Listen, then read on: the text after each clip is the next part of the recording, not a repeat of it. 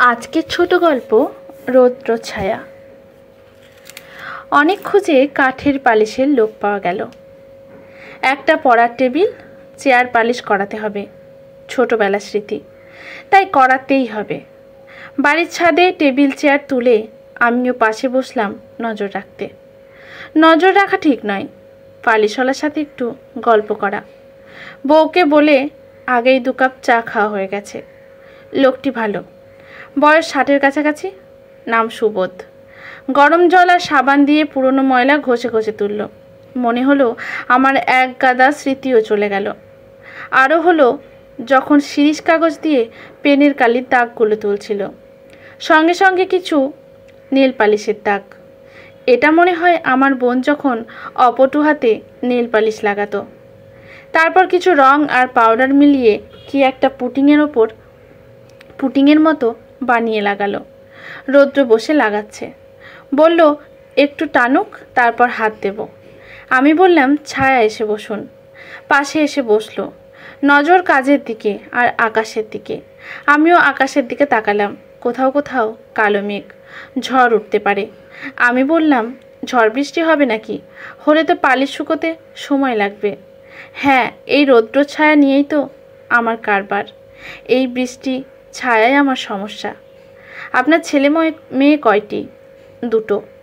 কিছু লোক কথা বলতেই চায় না, আর যারা কম বলে তাদের নিয়ে আমার কৌতূহল বেশি। তাই বললাম কি করে? এক ছেলে ITI-তে শেষ বছর, আর মেয়েটা বিয়েতে প্রথম বছর। যাক ভালো, এই কাজ করে ছেলে মেয়ে পড়ানো খুব চাপের। হ্যাঁ, এখন লোকে আর কাঠের আসবাব কে বানায়? সব রেডিমেড আর সানমাইকা। পালিশের কাজ খুব কম, অন্য কাজও শিখিনি, তাই সব দিন কাজ জোটে না। বয়স কত আপনার? এই 60 হবে। তা আপনি গ্রামের মানুষ?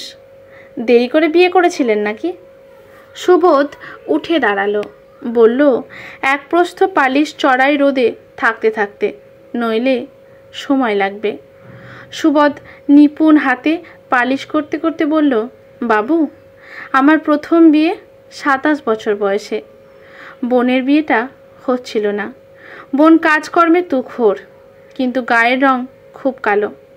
ছেলেপক্ষরা পণ চাইছিল বেশি। বাবা নেই, মা, আমি আর বোন। জমিও যা ছিল 3 মাসের বেশি ধান হতো না। এই পালিশে কাজ করে কত আর পয়সা হয়। তারপর একবার একটা দূর থেকে সম্বন্ধ এলো, পণ চায় না। ছেলে রেলে পিয়নের চাকরি, জমি জায়গা আছে, কিন্তু ছেলের বোনকে বিয়ে করতে হবে। ভাবলাম এ কেমন তর। ঘটক বলল, ও ভাবিস নে, মেয়ের একটু বুদ্ধি কম, তাই বিয়ে হচ্ছে না। তা বুদ্ধি দিয়ে করবি কি? ঘরেই না থাকবে? মাও বলল সম্বন্ধটা হাতছাড়া যেন না হয়। রাজি না হলে বোনটাও দুঃখ পাবে। ভালো চাকরি, পণ লাগবে না। রাজি হয়ে গেলাম। মেয়ে দেখলে না? না, ওরা মেয়ে দেখতে এসেছিল, পছন্দ করলো বোনকে ওই শর্তে। আমি দিনমজুরির কাজ, আমার আবার পছন্দ বলে কিছু হয় নাকি? বোনের তো হিল্লে হয়ে যাবে। তারপর বিয়েটা বাবু হয়ে গেল। বউয়ের নাম জুঁই। প্রথমে বুঝতে পারিনি, ফুলশয্যার রাতে বুঝলাম কিছু একটা গন্ডগোল আছে। বউয়ের বয়স 22-23 হবে, কিন্তু একেবারে বাচ্চার মতো। শাড়িটাও ঠিক কোমরে থাকে না। প্রথম রাতেই আমায় দেখে কান্নাকাটি। মাকে এসে সামাল দিতে হলো। আমি শুলাম উঠোনে। আত্মীয় স্বজন যে কজন ছিল ফিসফিসানি শুরু হলো। মা বলল পরের দিন, ওরে মেয়েটা কেমন তর, বুদ্ধি নেই বলে বরের কাছে শোবো না? আমার কাছে শোবে? মনে হয় ঠকিয়ে দিয়েছে। রাজি হয়ে তোর কি সর্বনাশ করলাম। মা কান্নাকাটি করলো। আমার কাঁচা বুদ্ধিতে বুঝলাম, বোনের ওই বাড়িতে বিয়ে দিয়েছি, আজ এই মেয়েকে কষ্ট দিলে আমার বোনের কপালে দুঃখ আছে। মাকে বোঝালাম, মা মেনে নিল। বাবু জুঁইকে দেখে মায়া হতো, নিজের মনে হাসতো, কাঁদতো, শরীরে কাপড় ঠিক রাখতো না। মেয়েদের ওই 4-5 দিন কাপড়ে দাগ লাগলেও হুঁশ থাকতো না। মাকেই সামলাতে হতো। পাশের বাড়ির কাকিমা বলল ডাক্তার দেখা। ডাক্তার দেখালাম। সঙ্গে গেল জবা, কাকিমার মেয়ে, চালাক চতুর আছে। জবার সামনেই ডাক্তার কি একটা খটোমটো নাম বলল, এই রোগ সারে না, এটা জন্মগত ত্রুটি, এভাবেই থাকবে। কি করব? বাবু নিয়ে এলাম ঘরে। একটা ঘর ঝাড়ু পর্যন্ত দিতে পারে না। রাত হলে মায়ের কাছে শোবে। মা মাঝে মাঝে কপাল চাপড়াতো, আবার রাগ করতো। তখন পাশের বাড়ির জবা এসে সামলাতো। তোমার বোন ভগ্নিপতি? বোন 2-1 দিন এসে পালিয়ে যেত। আমাকে লজ্জায় মুখ দেখাতে চাইতো না।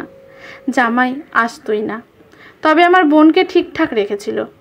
সে আমার বোনের প্রত্যেকবার নতুন গয়না দেখলেই বুঝতে পারতাম। তারপর ওই যে বাবু, কারো কারো জীবনের কালো মেঘটা কাটতেই চায় না। মাঝখান থেকে জবার বিয়ে হয়ে গেল, তাও 6 মাসও টিকলো না। বরটা মারধর করতো খুব, মদও খেত। জবার 2-1টা পাতলা গয়নাও সে মদে চলে গেছিল। মা আর পারছিল না, বয়স হয়েছে। এই করে 10-11 বছর গেল। মা হঠাৎ মরে গেল।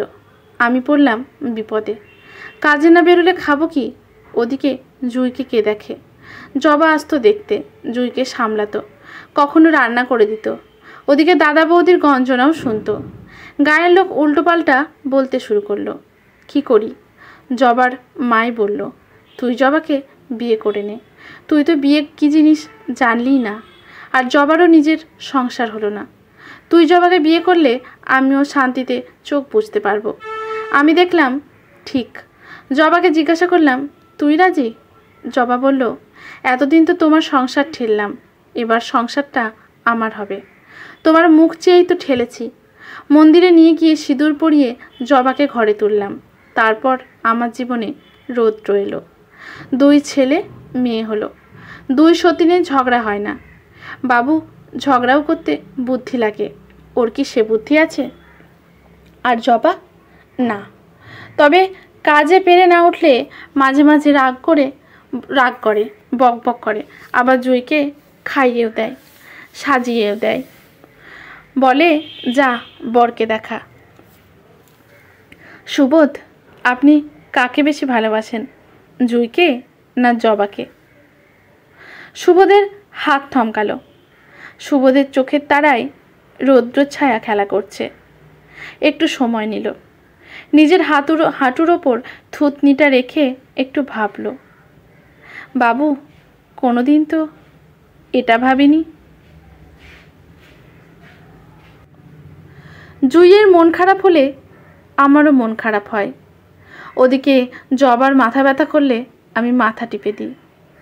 বাবু, ভালোবাসা বোধ হয় আপনাদের মতো পড়াশোনা জানা বড় লোকদের জন্য।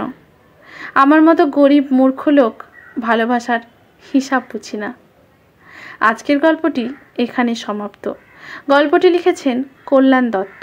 গল্পটি যদি ভালো লাগে লেখকের প্রতি শ্রদ্ধা জানিয়ে একটি কমেন্ট করতে ভুলবেন না। লাইক শেয়ার করে পাশে থাকবেন। ইউটিউব থেকে দেখলে চ্যানেলটি সাবস্ক্রাইব করে বেল নোটিফিকেশানটি অল করে দেবেন। ফেসবুক থেকে দেখলে পেজটি ফলো করে রাখবেন। ধন্যবাদ।